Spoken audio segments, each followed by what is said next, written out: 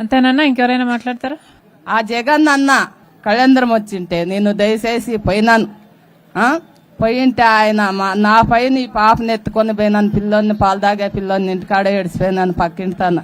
ఆ జగన్ అన్న మహా తండ్రి నన్ను పలకరించి నా నెత్తి మీద చేయబెట్టి, ఏమమ్మా తెల్లి నీ పరిస్థితి అని అడిగినాడు. నా పరిస్థితి అంతా చెప్పినాను. అప్పటికప్పటికే 2 లక్షలు చెక్ ఇచ్చినాడు. నా కొడుకు నా కోళ్ళకి హాస్పిటల్లో నా చూపించిన దానికి 4 లక్షలు అప్పు చేసినాను. తిరుపతిలో ఒక శవం పోయింది, ఇది కర్నూలులో ఒక శవం పోయింది. అదంతా బాధ్యత అప్పు ఇట్లా వాళ్ళతో అందరితో చేయి జాపి కొంగు జాపి నేను ఏడుకొని ఇప్పించుకొని ఇండే బాకి చల్లిస్తున్నాను. ఇప్పుడు నాకు బతకటానికి ఏమీ లేదు.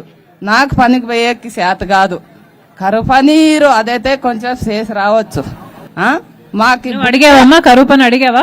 అడిగినా ఎవరు ఇవ్వలేదు మేడం. మా ఇండ్ల కాటుకొచ్చి మన బుక్కులు మారుస్తున్నారు. అవి ఇప్పుడు సర్వేర్ పని చేయలేదు. నా బుక్ పోతానే సర్వేర్ పని చేయలేదు. అంతకు మునుపు అవి ఇన్నుకోరు చేసేవన్నీ సర్వేర్ అయినాయి. నేను అడిగినాను, మా బుక్క సర్వేర్ చేయండి మేము వస్తాము అని. అయినా మాకు ఇవ్వలేదు. మా బుక్ ఎవడో మూలకు పారేసినారు. మేమే ఆ విధంగా బతకల్లా, ఈ పిల్లోళ్ళని ఎట్లు సాకల్లా, ఈ పిల్లోళ్ళు చదువులేమి, బట్టలేమి, నాకు తినే భూమి ఏమి, 2 పిల్లలు కట్టుకొని నేను ఏతకు పోవాలా. నా బాధ ఒక్కరు అర్థం చేసుకోలేదు మేడం. నువ్వు